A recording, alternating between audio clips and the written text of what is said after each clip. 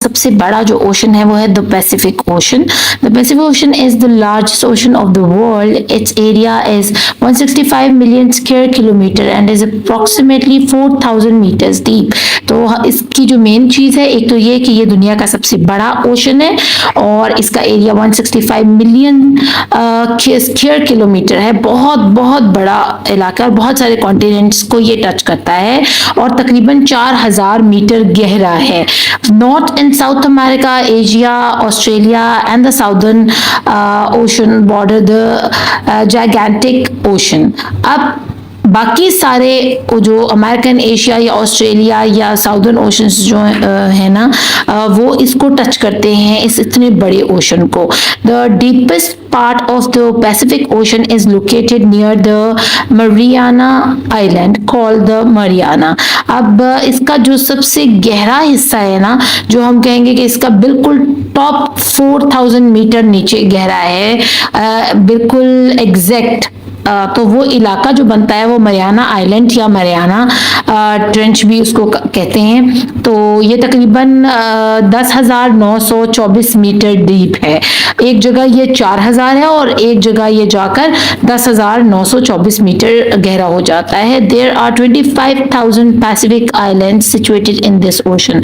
और इसकी एक और जो बड़ी खूबी कह सकते हैं वो ये कि इसके अंदर तकरीबन 25,000 जो है ना वो आइलैंड्स हैं या जज़ायर हैं, जिनको जजीरा भी कहा जाता है। तो हमने इसमें क्या सीखा, एक तो ये दुनिया का सबसे बड़ा ओशन हो गया, सेकेंडली इसकी अप्रॉक्सीमेट 4000 है और एक जगह मरियाना आइलैंड या मरियाना ट्रेंच के पास जाकर इसकी जो डीपनेस है ना वो बहुत ज़्यादा हो जाती है, जो कि अराउंड 10,000 और 924 अराउंड अबाउट 11,000 मीटर्स ही आप कह सकते हो। और इसके अंदर 25,000 पैसिफिक आइलैंड्स हैं। ये इसके अलावा जो एक और बड़ी बात है कि ये जायगेंटिक ओशन जो है किस किस को बॉर्डर कर रहा है, ये साउदर्न ओशन को, एक और ओशन को, और इसके अलावा कितने कॉन्टिनेंट्स हैं, north and south America, Asia, Australia. 4 जो है ना हो गए, समझ लें हमारे पास कॉन्टिनेंट्स और एक साउदर्न ओशन जिसको ये टच करता है। अब आगे चलते हैं द अटलांटिक ओशन की तरफ। It is the second largest ocean of the world. पहली बात कि ये दुनिया का दूसरा बड़ा, पैसिफिक के बाद अटलांटिक ओशन दुनिया का दूसरा बड़ा ओशन है। Its area is around 106 million square kilometre. It is bordered by North and south America in the west, Africa and Europe in the east and the Southern Ocean in the south. अब ये भी कुछ ऐसे continents हैं जो Pacific ocean जिनको touch करता है, तो ये भी उनमें से कुछ को टच करता है, जैसे नॉर्थ एंड साउथ अमेरिका हो गया और इसके अलावा साउदर्न ओशन हो गया। लेकिन इसमें ये अफ्रीका और यूरोप को भी टच कर रहा है और तकरीबन इसका जो एरिया है वो उससे थोड़ा सा ही कम है। Its average depth is approximately 3,646 meters. Its deepest part is the Puerto Rico trench which is 8,600 meters deep। तो इसकी भी एक ट्रेंच है जो कि प्योर्टो रिको के पास है, उसको प्योर्टो रिको ट्रेंच ही कहा जाता है और वो तकरीबन 8,600 मीटर गहरी है। द मिड अटलांटिक, वैसे उसकी अप्रोक्सीमेटली क्या डेप्थ है, 3,600 समथिंग, और उसकी क्या थी पैसिफिक की, वो 4,000 मीटर थी जो नॉर्मली उसकी डेप्थ है। लेकिन एक जगह वो मरियाना आइलैंड के पास जाके तकरीबन 10,000 11,000 फुट गहरा हो जाता है, मीटर्स, सॉरी फुट नहीं, मीटर्स गहरा हो जाता है, और ये प्योर्टो रिको ट्रेंच के पास जाकर तकरीबन इतना गहरा होता है 8,600 के करीब। The mid Atlantic ridge is located the floor of the Atlantic ocean which is part of the longest mountain range in the world. अब द मिड अटलांटिक रिज क्या होती है, रिज वो जगह होती है जहां पर फोल्ड हुई होती है माउंटेन्स समंदर के नीचे, ठीक है ना, और फिर वो निकलते निकलते समंदर से बाहर की तरफ जमीन की तरफ जाती हैं। ये वो फोल्ड्स होते हैं जो जलजिले, बड़े बड़े जलजिलों की वजह से फोल्ड्स बन जाते हैं समंदर के नीचे, जो माउंटेन्स बने उनको रिज कहा जाता है, ठीक है। और जिन बच्चों ने मेरे क्लास 6 और 7 में हिस्ट्री मेरे से पढ़ी है, सॉरी जियोग्राफी पढ़ी है, उनको अच्छे से पता होगा कि मैंने रिज उनको बड़ी डिटेल वे में पिक्टोरियल तरीके से दिखाई हुई है।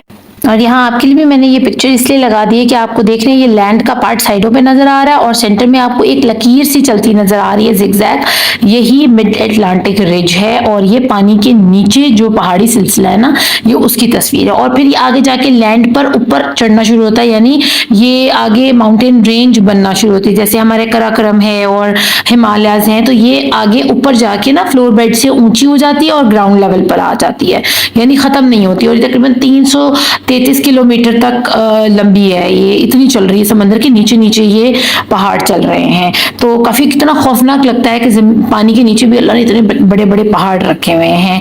अब आगे पढ़ लेते हैं इसको। और ये दुनिया की सबसे लंबी माउंटेन रेंज है और पानी के अंदर तो है ही, पानी से बाहर भी ये चलती हुई नजर आती है। अब बारी आती है हमारे थर्ड ओशन की, विच is the Indian ocean. The Indian ocean is the third largest ocean in the world which covers an area of 70 million square kilometres. अब ये तीसरे नंबर पे हमारा इंडियन ओशन आ गया, सबसे पहले पैसिफिक, उसके बाद हमारा आया था अटलांटिक ओशन और फिर इंडियन ओशन। अब इंडियन ओशन का जो एरिया बनता है वो तकरीबन 70 मिलियन स्क्वायर किलोमीटर है। It is bordered by Africa and the Arabian Peninsula in the west. अब आपको पता है कि अरेबियन पेनिनसुला क्या है, एक हमारे पास अरेबियन पेनिनसुला है, एक माले पेनिनसुला। पेनिनसुला ऐसे जगह को कहते हैं जो चारों तरफ से तो तीन तरफ से तो पानी से घिरी हो लेकिन एक तरफ से कनेक्टेड हो विद द लैंड, ठीक है। और ये मैं आपको दिखा रही हूँ, ये है अरेबियन पेनिनसुला, देखिए आप तीन तरफ से पानी है इसके और कुवैत वाली साइड से, कतर की साइड से ये जुड़ा हुआ है लैंड के साथ। Asia in the north, Malay Peninsula, Sunda Islands and Austria in the east and the Southern Ocean in the south। और अगर हम देखें इन तीनों ओशंस में अगर कोई सिमिलैरिटी है तो वो साउदर्न ओशन के साथ कनेक्टिविटी है इसकी, इन तीनों ओशंस की कहीं ना कहीं जाके ये कनेक्ट कर रहे हैं। It is 3750 metres deep. अब इसकी डेप्थ कितनी है, नॉर्मल जो इसका सी बेड है ना वो 3750 मीटर नीचे है पानी के। The deepest trench in the Indian ocean is the Java trench having a depth of 7258 meters which is situated about 300 kilometers off the coast of Sumatra Indonesia. और इंडोनेशिया की जो कोस्ट बनती है ना, साहिली इलाका, साहिली पट्टी जो है, उससे 300 किलोमीटर अगर पानी में चले जाएं आगे सीधा ही बिल्कुल, तो वहां जाकर ये ट्रेंच आता है जिसको जावा ट्रेंच कहते हैं। अब मैं आपको ट्रेंच भी दोबारा से बता देती हूँ, क्लास 6 में बहुत अच्छा समझाया, क्लास 7 में बहुत अच्छा समझाया है। ट्रेंच उस जगह को कहते हैं जहां से सी बेड यानी पानी की जो नीचे सतह में जमीन है उसके नीचे लावा चल रहा है, ठीक है। अब उस लावे की एक लकीर नीचे तक जा रही है, जितना वो डीप है ना उतना नीचे, आप समझ लें कि कुआं जिस तरह हम खोदते हैं तो समंदर के नीचे जो जमीन है वो इतनी नीचे तकरीबन 3700 कुछ थी इसकी डेप्थ, ठीक है, वो आ गई जमीन समंदर की। अब जमीन से नीचे लावे की वो कुआं शुरू होता है जो कि जहां से नीचे से लावा ऊपर की तरफ निकलता है फवारे की तरह। तो वो जब लावा निकलकर खत्म होता है तो वो जगह खाली रह जाती है और उसी को अल्लाह की तरफ से एक डेप्थ बन जाती है वहां से, और पानी के जो हॉट गीजर्स होते हैं ना वो बन जाते हैं यहाँ पर। जब लावा नहीं निकलता तो फिर वहां से गैसेस गर्म निकलती रहती हैं और पानी बहुत ज्यादा तेज गर्म पानी होता है क्योंकि वो नीचे बिल्कुल डीप में अगर जाए तो वहां तो लावे की वो चल ही रही है ना ट्रेल एक, तो इस चीज को ट्रेंच बोलते हैं। तो आइंदा आप मत भूलिएगा, अगर ट्रेंच का नाम लें तो आपको पता होना चाहिए, पेनिनसुला का नाम लें तो आपको पता होना चाहिए, क्योंकि ज्योग्राफी आप मेरे साथ पढ़ रहे हैं तो मेरे साथ चलना पड़ेगा। बार बार मेरे लिए इस सारी चीज को डिटेल में बताना थोड़ा मुश्किल हो जाएगा, नहीं तो वीडियो फिर लेंथी हो जाती है और अपलोड नहीं होती। तो हमारे पास इसमें कौन सी ट्रेंच आ गई, इसमें जावा ट्रेंच आ गई है। और इनकी सिमिलैरिटी तीनों की क्या थी कि ये ईस्ट एंड साउदर्न जो ओशन है ना उसके साथ इनकी कनेक्टिविटी है। अब हम उसी साउदर्न ओशन के बारे में पढ़ने लगे जो कि 4th नंबर पर आता है, जिससे बाकी तीन बड़े ओशंस कहीं ना कहीं जाकर जुड़ते हैं। The Southern ocean also known as Antarctic Ocean is the 4th largest ocean of the world। तो ये अंटार्कटिका का वही ओशन है जो कि चौथा बड़ा ओशन है हमारी दुनिया पर मौजूद या हमारे वर्ल्ड पर। अब साउदर्न ओशन की बजाय अगर हम एंटार्क्टिक करके इसको बुलाएं तो हमारे लिए ज्यादा फेमिलियर नाम जो है ना वो यही बनता है, क्योंकि हमने ये नाम बड़ी दफा सुना हुआ एंटार्क्टिका का और एंटार्क्टिक ओशन का। तो बेहतर ये है कि अगर आप इसको इसका दूसरा नाम भी ज़हन में रखें कि साउदर्न ओशन की बात हो रही हो तो आपको पता हो कि ये एंटार्क्टिका के ओशन की बात की जा रही है, जो कि चौथा दुनिया का बड़ा ओशन है। It covers an area of 20 million square kilometre. ये बाकी 3 से काफी कम एरिया जो है ना कवर करता है, क्योंकि वो तो कुछ तो हंड्रेड्स में है और कुछ इससे कहीं ज्यादा है, इसलिए इसका एरिया थोड़ा कम है। It encircles Antarctica and extended to 60 degree south latitude. अब लैटिट्यूड और एंटार्क्टिका की एक्सटेंशन का अगर मैं आपसे जिक्र करूं तो ये फैलाव इसका जो है ना वो किसी चीज का पानी जैसे आप गिलास से गिराते हो तो वो फैलता भी है और किसी एक सिमत में ऊपर चढ़ना शुरू हो जाता है या नीचे की तरफ बहना शुरू हो जाता है।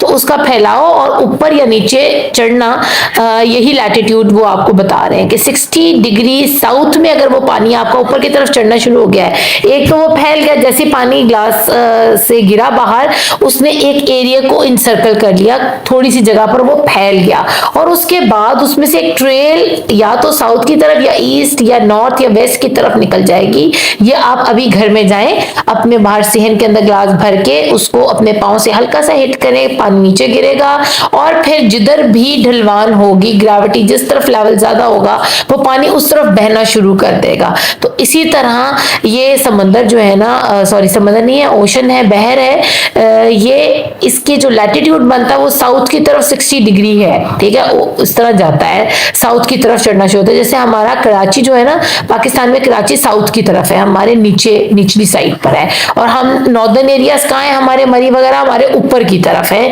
यानी नॉर्थ पोल की तरफ है, और कराची साउथ पोल की तरफ बनता है। तो इसी तरह इसका साउथ में तकरीबन 60 डिग्री लैटिट्यूड बनता है और इसने इंसर्कल किया हुआ है तकरीबन सारे अंटार्कटिका को। Its depth is nearly 3,270 meters and its deepest point in the South Sandwich Trench, having a depth of 7,235 meters. तो अब हमारे पास इसमें जो ट्रेंच आई है उसका नाम साउथ सैंडविच ट्रेंच है, ठीक है, और इसकी जो गहराई है ना वो तकरीबन 7,235 है।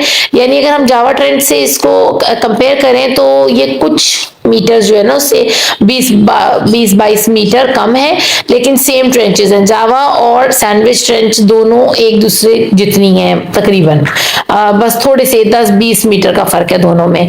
और ये इसका डीपेस्ट पॉइंट जाके बनता है साउथ में सैंडविच ट्रेंच, जो कि अच्छा ये तो हमने बात कर ली है। अब इसकी जो नॉर्मल सी बेड से इसकी अगर गहराई बात करें तो वो 3,275 के करीब है, यानी उसका नॉर्मली जो डेप्थ इसकी बनती है बाकियों से कम ही है। तो अब फाइनली द आर्टिक ओशन आ जाता है, लास्ट हमारा ocean. The Arctic Ocean is the smallest as well as the shallowest of all oceans of the world.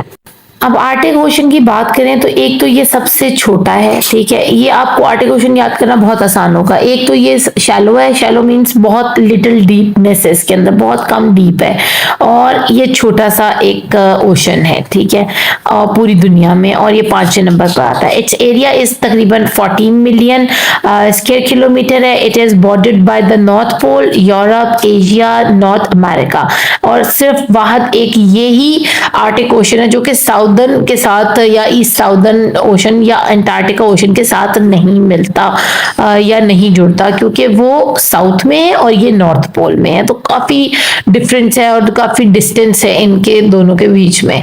आगे हम इसकी बात करें तो its average depth is just 1,000 metres, बहुत कम है बाकियों के as compared to other oceans.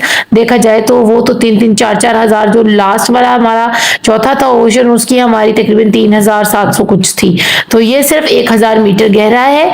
और इसका डीपेस्ट पॉइंट जो है ना वो कहलाता है Fram Basin, having a depth of 5,665 metres, तो ये भी बहुत कम बनती है। अदरवाइज बाकियों की जो देखी थी हमने 7,000 कुछ तक जा रही थी, 7,500 पौने 8,000 तक। तो इसकी जो ट्रेंच बनती है ना वो ट्रेंच तो नहीं कह सकते, बस एक तरह की गहराई है जो कि फ्राम बेसिन के नाम से मशहूर है। इसका चेक पॉइंट आ गया है और आपने यहाँ पर ओशंस के नाम लिखने हैं, उनका एरिया लिखना है, अप्रोक्सीमेट उसकी जो डेप्थ है, वो सराउंड किससे हुए हैं, यानी कि उनके इर्द गिर्द बॉर्डर कौन सा बना हुआ है। जैसे इसका नॉर्थ पोल है, यूरोप, एशिया और नॉर्थ अमेरिका है। तो ये सारी चीजें मैंने आपको दिखा दी हैं, आप ये खुद से करेंगे चेक पॉइंट। और इसके डीपेस्ट पॉइंट, ये सारी चीजें इन पैराग्राफ्स में हैं। आपने हर ओशन का नाम लिखना है, पहले उनको लाइन करना है 1 to 5, जितने ओशन है उनका नाम लिखे, फिर उनके एरियाज पकड़े। इसी वीडियो में से आप देख के, जिन बच्चों के पास बुक नहीं है उनके लिए यही फायदा है कि इसको दोबारा देखें वीडियो को, और अपनी ये एक कॉपी के ऊपर ना ये चेक पॉइंट तैयार कर लें जो फिल इन द ब्लैंक्स हैं। इससे आप अपने सीपी के लिए, फर्स्ट सीपी के लिए अपने आप को बहुत पहले प्रिपेयर कर लोगे, और सीपी में जस्ट आपको रिवाइज करना होगा, रटे नहीं लगाने पड़ेंगे उस टाइम। और फिर name the largest ocean in the world, तो आपको पता है जो लार्जेस्ट ओशन है हमारा वर्ल्ड में उसका क्या नाम है, this is called Pacific Ocean. और which is the smallest and the shallowest ocean, जो कि हमने भी पढ़ा, this is Arctic ocean.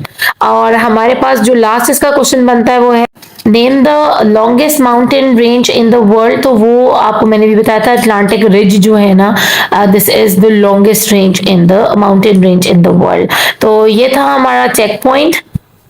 Hopefully आपको लेक्चर की अच्छे से समझ आई होगी। अपना खूब ख्याल रखिएगा। अगर किसी बच्चे को कोई कंफ्यूजन है तो वो कमेंट सेक्शन में जाकर कमेंट करे और अपनी कंफ्यूजन को दूर कर सकता है। Thank you for watching. अपना खूब ख्याल रखिएगा। अल्लाह निगहबान।